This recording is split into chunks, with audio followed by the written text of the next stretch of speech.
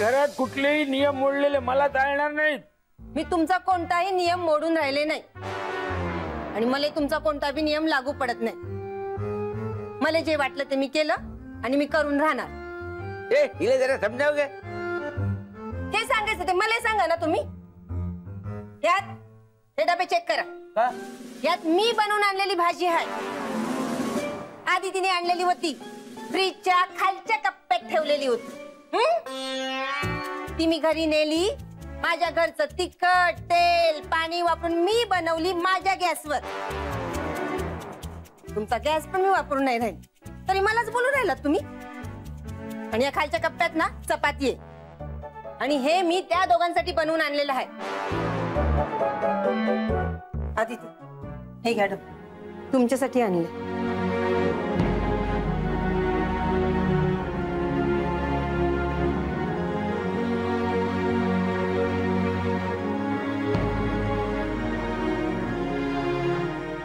आपल्याला काय करायचंय ना, की चक्कू आणि ते भाडे करू बघून घेतील। तुम्ही उगीच त्रास करून घेऊ नका। घ्या ना, म्हणजे तुम्हाला चालेल ना। माझ्या घरी करून आणले मी।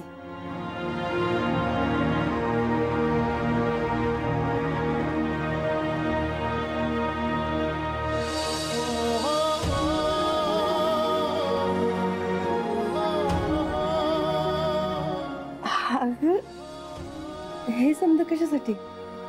चकू उगीच एवढी दगदग केलीस तू आमच्यासाठी। असं काय म्हणून राहिलीस तू? घरच्यांसाठी दगदग नाही करणार तर कोणासाठी करणार? आणि आज तुम्हाला जमलं नाही म्हणून मी घरून करून घेऊन आले। सकाळी सकाळी तुम्हाला उशीर होतो ना। आणि हे बघा तुमची डब्याची सोय होईपर्यंत मीच डबा करून आणणार।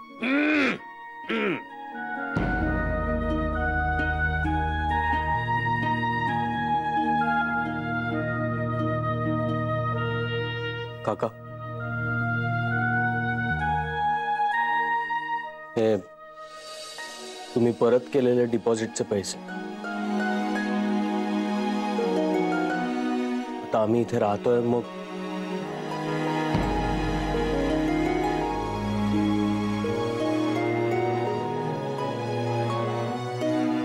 ऐकलं का? तेव्हा हे परत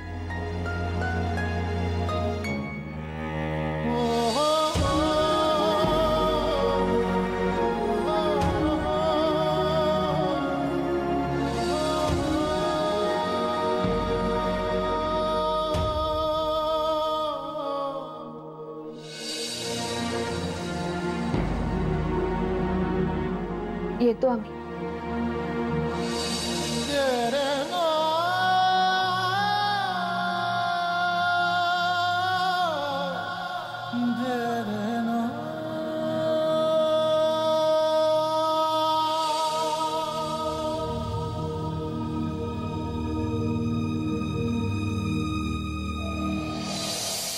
पण ते तसंच वागत होते। नाही नाही मला माहिती आहे तुझे मित्र आहेत ते, पण विक्षिप्त नाही आहेत का? का असं काय वागलं दिना तुझ्याशी? अगं मी मिस दाभोळकरांना घरी सोडायला गेलो होतो ना। काय अदितीच्या घरी गेला होतास तू? नाही म्हणजे मी त्यांना घरापर्यंत सोडायला गेलो होतो। मी त्यांना तिथे सोडलं आणि मी परत निघालो आणि लक्षात आलं की गाडीचं टायर पंक्चर झालंय। ओ मग मी मेकॅनिकला फोन लावला पण तोपर्यंत माझ्या मोबाईलची बॅटरी डिस्चार्ज झाली। आता मेकॅनिकला तर फोन करणं भाग होतं मग मला नाईलाजाने घरात जावं लागलं। घरात का जावं लागलं ह्याचं जर स्पष्टीकरण देऊन झालं असेल तर आता मला सांगशील दिन्या तुझ्याशी असं काय विचित्र वागला? त्यांनी मला आल्यानंतर या बसा वगैरे सगळं केलं, पाणी दिलं, मग मला चहा कॉफी वगैरे विचारलं, मग काकूनी मला कॉफी दिली आणि माझ्या हातातनं कॉफी ओढून घेतली त्यांनी आणि म्हणाले की अशी यावेळी कॉफी प्यायची नसते, आपण खूप दिवस रात्र काम करत असतो, वेळेवरती खाल्लं पाहिजे, ही अशी कधी उठून रात्री कॉफी पिता कामा नये वगैरे वगैरे वगैरे असं खूप काय काय सुनावलं मला। आणि पुढे मला म्हणाले उठ निघ, कुमूला सांगितलंस का वगैरे वगैरे। असं कोण वागतं का? खरंच असं केलं का त्यांनी? हो नाही, मला एक गोष्ट कळत नाही हो की काकू आणि मिस दाभोळकर कशा राहत असतील त्यांच्या बरोबर ग? खर तर अविनाश, मलाही आश्चर्यच वाटतं हे सगळं ऐकून. पण दिन्या असा नाहीये, अतिशय साधा आहे तो, मनाने खूप हळवा आहे तो. मग असं का वागले असते किंवा वागत असते? मला काय वाटतं, कदाचित त्याचा मुलगा हे त्याच्या विक्षिप्तपणाचं कारण असेल. अरे, एकुलता एक मुलगा त्याचा परदेशात गेला, तो इकडे परत येईल अशी खूप अपेक्षा होती याला, पण खूप दुखावला गेलाय दिन्या. आणि या वयामध्ये हे असं दुःख खूप त्रास देतं रे माणसाला. त्यामुळे माणसाचा स्वभाव बदलू शकतो, चिडचिडा होऊ शकतो. अरे, मलाच इतकं गिल्टी वाटतंय. त्या दिवशी अनवधानाने मी त्याला काही बाई बोलून गेले. खरं तर त्याला भेटून त्याला समजावलं पाहिजे. नाही, पण तू भेट खरंच. सॉरी. नाही, इट्स ओके. चला आऊ, मी आता निघतो, माझी मीटिंग आहे. बरं, हे बघ, तुझे जे कोण इंटरनॅशनल क्लायंट्स आहेत त्यांचे जे कॉल्स आहेत ना, ते जरा लवकर वेळेत आटपत जा. म्हणजे काय, अदितीला घरी जायला फार उशीर नको व्हायला. ओके. आणि बघ, तू काळजी करू नकोस, कारण काही दिवसांचाच प्रश्न आहे. आणि समजा उशीर झाला तर मी जाईन ना त्यांना घरी सोडायला.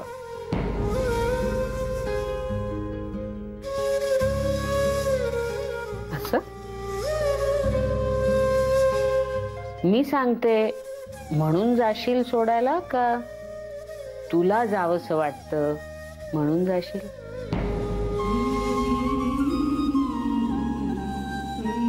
सांग ना.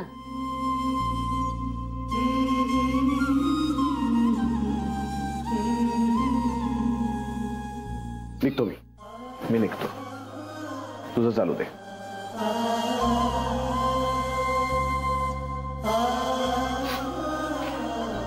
उत्तर मिळालं मला.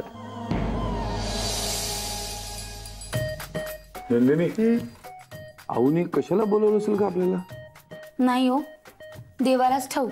तर देवाला विचार ना आणि सांग मला कशाला बोलवलं ते. काय हे काय थट्टा काय करताय तुम्ही माझी उगाच? कदाचित आज पण कौतुक सोहळा असेल कोणाचा तरी.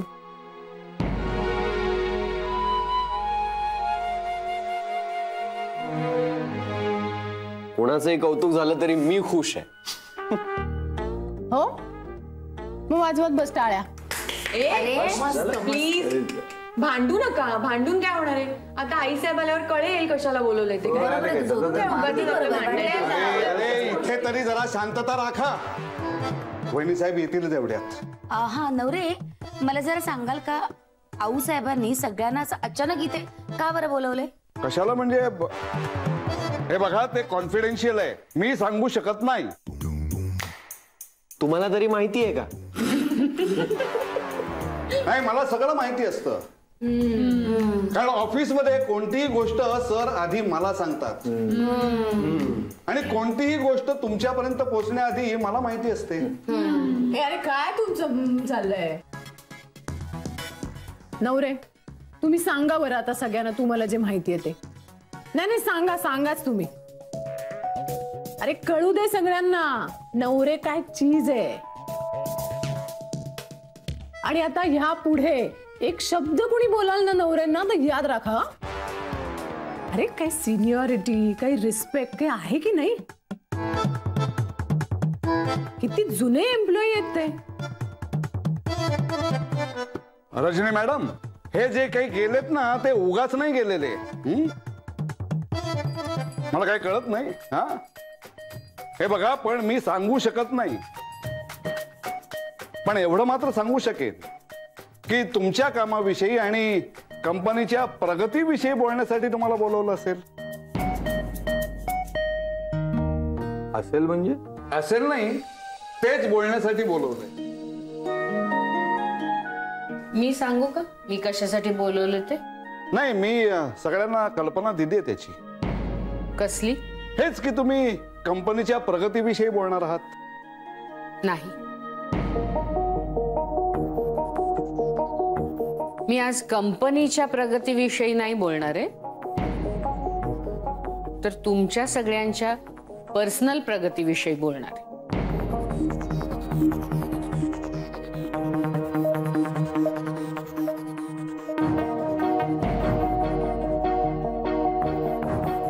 बसा बसा.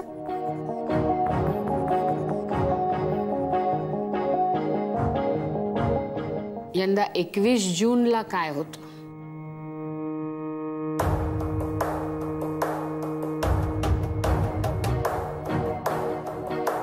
हा, रविवार. शुभ दिवस होता. दिनी, हा? म्हणजे आईसाहेब काही खास होतं का? सॉरी, पण आम्ही खरंच विसरलोय. Extremely sorry. सॉरी नको लगेच म्हणायला, पण तुम्ही खरंच विसरलात. 21 जून हा दिवस योगा डे, जागतिक योग दिवस म्हणून साजरा करायचं यंदापासून ठरवण्यात आलेलं आहे. हा माहितीये. हो, मी सुद्धा वाचलंय. सगळ्या संयुक्त राष्ट्रांनी घोषणा केली आहे या दिवसाची. पण नुसतं माहित होतं किंवा वाचलं होतं एवढं पुरेसं नाही. आपण योग आचरणात आणला पाहिजे, कारण आपल्या सर्वांगीण विकासासाठी योग खूप महत्वाचा आहे. म्हणजे बघा ना, आजकाल आपली धावपळ एवढी वाढली आहे. तुम्हीच सगळेजण कुठून कुठून इथे ऑफिसला येत असता. दगदग होते तुम्हाला खूप. इथल्या कामाचा स्ट्रेस असतो, शिवाय प्रत्येकाच्या आयुष्यात एक स्ट्रेस असतोच. तर योगासनं, प्राणायाम हे केल्यामुळे ताणतणाव कमी व्हायला मदत होते. करेक्ट आहे. हो, आजकालच्या मुलांना योगाचं महत्व कळलंच पाहिजे. मी आजही सकाळी उठून प्राणायाम करतो. अय्या, तरीच तुम्ही इतके फिट आहात, एकदम हँडसम. चांगली गोष्ट आहे. सगळ्यांनीच हे करायला हवंय. ऍक्च्युली पण ऑफिसची वेळ, घरची कामं, वेळच नाही मिळत हो. वेळ काढावा लागतो तिलोत्तमा. त्या संदर्भातच मी तुम्हाला एक गुड न्यूज देणार आहे. म्हणजे तुम्हाला वेळ मिळत नाही ही सबबच देता येणार नाही. आपण जर ही फॅसिलिटी ऑफिसमध्ये सुरू केली तर. अय्या, छान आहे कल्पना.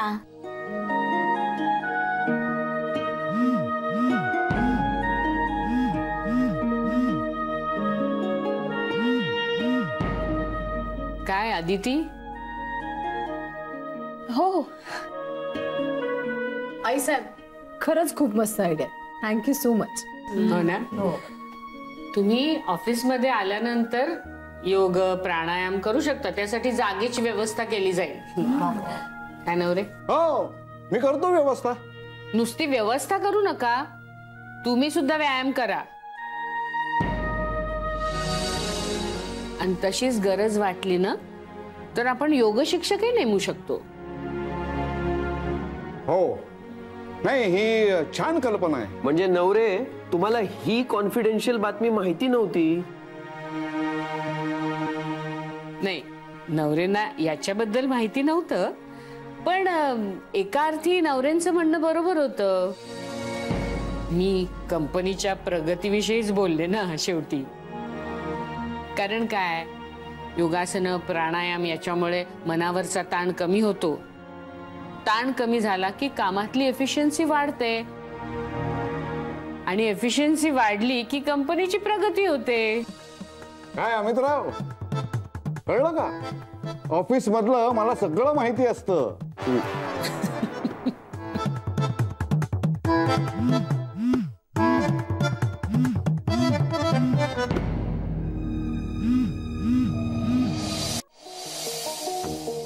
अरे Dabholkar sir. Hello miss Rajani. Good afternoon sir. Good afternoon. Good afternoon sir.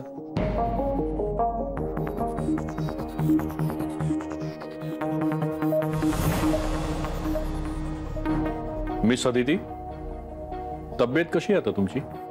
तब्येत बरी आहे आता सर. पण तुमच्या चेहऱ्यावरून तरी वाटत नाहीये तसं.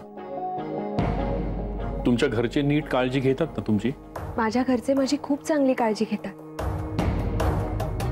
सर रे दाभोळकर सर, तुम्ही कधी आलात? हा आत्ताच येतोय. मॅडम आहेत ना? हो आहेत ना, केबिन मध्ये आहेत. मी सांगतो त्यांना. सर तोपर्यंत तुम्ही बसा ना.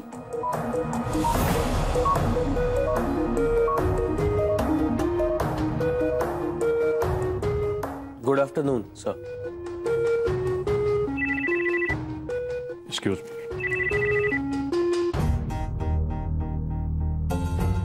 येस सर, मी तुम्हाला डिस्टर्ब तर करत नाही ना? नाही म्हणजे तुम्ही कामात असाल तर. नाही, फार काय अर्जंट नाहीये, बोला तुम्ही.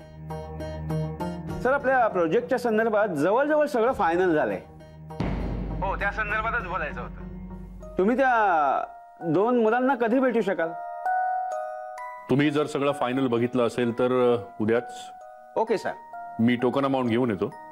आपण हे प्रोजेक्ट लॉक करून टाकू. हो सर, मी त्यांना तसं कळवतो. त्यांना प्रेझेंटेशन सकटच मी बोलवतो. Okay, bye. So miss Rajani. Sir, टूरच्या सगळ्या अरेंजमेंट तुमच्या अपेक्षेप्रमाणे आहेत ना?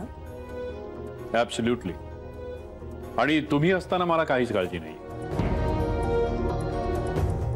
पण मग सर असं अचानक मला जरा देव मॅडमना भेटायचं होतं.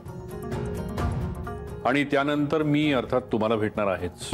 मला सर एनी प्रॉब्लेम? सरप्राईज.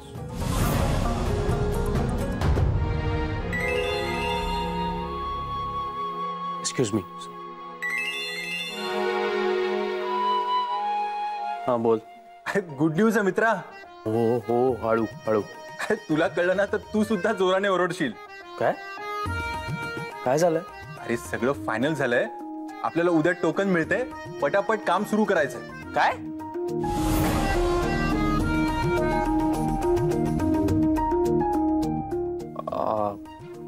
हे हळू हळू धक्के दे. आता हळू काही नाही, आपल्याला सगळं पटपट करायला लागणार आहे. उद्याच मीटिंग आहे, दुपारी पोस्ट लंच. उद्या? बरं ठीक आहे, मी उद्या हाफ डे टाकतो आणि मीटिंगची तयारी करतो. आजचा दिवस खूप चांगलाच आहे. रात्री झोप लागणार नाही उद्याची मीटिंग होईपर्यंत. Same year same year. बरं चल, मी ठेवतो. बाय. सर, वहिनी साहेबांनी बोलवलंय.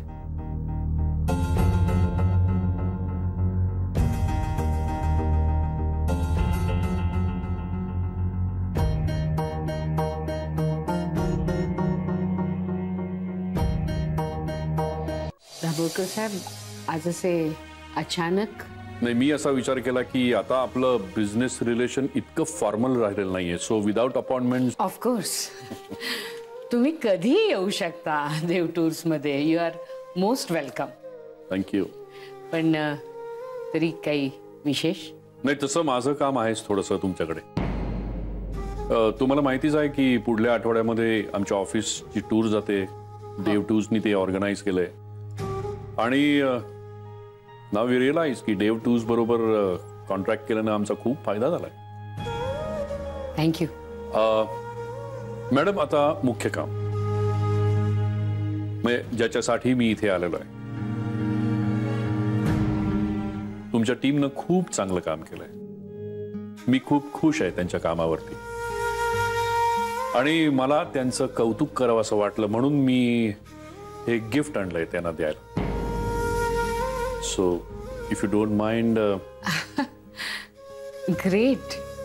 तुम्हाला खरं सांगू का, हे असं काहीतरी पहिल्यांदाच घडतंय दाभोळकर साहेब. म्हणजे नेहमीच आमचे क्लायंट्स आमच्या टीमचं भरभरून कौतुक करतात, परंतु हे असं स्वतः येऊन गिफ्ट त्यांना देऊन कौतुक हे पहिल्यांदाच घडतंय.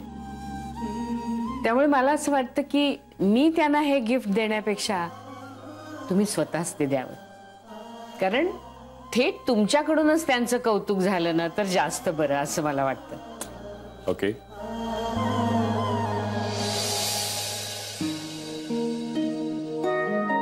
Hello everybody.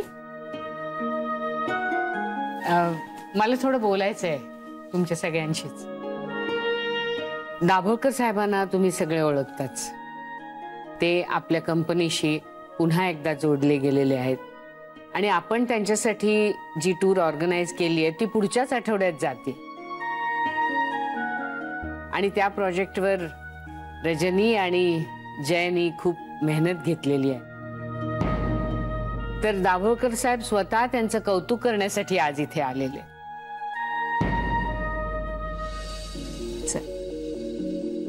थँक्यू. मला तुमचं काम आवडलं. तुमचं डेडिकेशन, कंपनीवरचं तुमचं प्रेम, I really appreciate that. And miss Rajani, to appreciate your work, a small gift for you. Thank you, Mrs. Rajni.